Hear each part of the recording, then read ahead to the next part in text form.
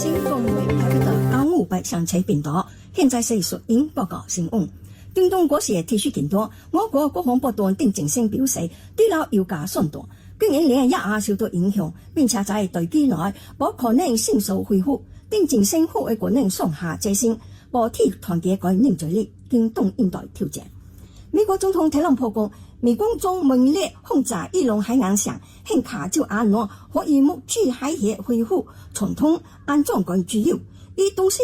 敦促各國派遣公開，確保一條國際紅道傳統模組。特朗普在居家社交平台發文，點名希望中國、法國、日本、韓國、英國等等國家派遣公開，讓可以目據海協不再受到伊朗的威脅。在伊朗破裂允許北方印度省通過可以目據海協之後，印度已經為留在這條海協以西嘅2020印度省尋求安全通行。正在美國是給伊朗所有出口樞紐喺伊極度，伊朗外交部長阿拉格基警告，一旦伊朗嘅寧岸設施遭到襲擊，伊朗將對美國在海灣地區嘅寧岸設施採取報復行動。阿拉格基也自承認最高領袖目前塔巴嘅身體狀況無任何影響，繼續攻擊向法旅行之際。其他本地新聞正在美國上報，不但包括我國在內嘅綠色野警察體，啟動有關強迫勞動嘅調查。新加坡貿軍部表示，將代處水跟美國貿易代表辦公室進行溝通。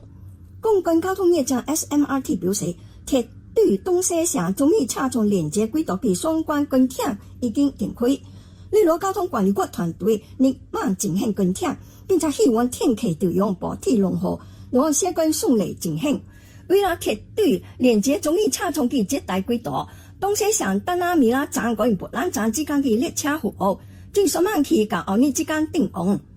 受印度巴水總站改造嘅花拉公安劈開橋段，明人期正式啟用。最是本地透水業由巴水車站改強嘅體育設施。橋段將轉禮拜一到禮拜六，在樓9點開放到晚末9點。禮拜日繼續作為巴水站引導，均需因巴水節水，客觀往返學社。位於遊樂水嘅 Maple Bay 學生中心，溺水出現當為嚴辦理，後食前面學生跟南面交接以外出現相關症狀，所有辦法嘅健康融合無能調節意義。由於不允許正在密切留意情況，並且跟校方合作，確保學生嘅健康。新聞報告完了。